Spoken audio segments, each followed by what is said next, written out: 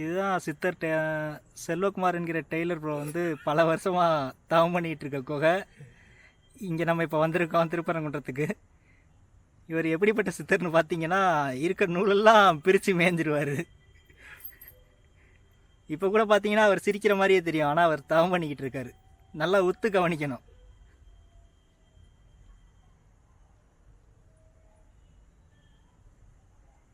இவர் இந்த உலகத்துக்கு நிறைய கருத்துக்கள் சொல்ல வந்திருக்காரு. ஏற்கனவே இவர் சொன்ன கருத்துக்களும் நிறையா இருக்குது.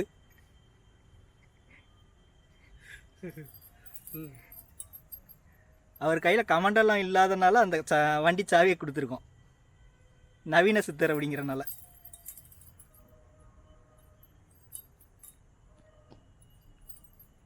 ஏன் என் உடம்பெல்லாம் ஏதோ சுரைக்கிறது? எதனால்? அது வந்து ஏதோ ஒரு நீரோட்டம் வெளியே இருக்கிறதே. சோமபானம். என்ன பானம்? சோமபானம். அது சோமபானமா? ஆமாம். இதை அருந்த முடியுமா? அது அருந்தெல்லாம் முடியாது, வருந்தத்தான் முடியும்.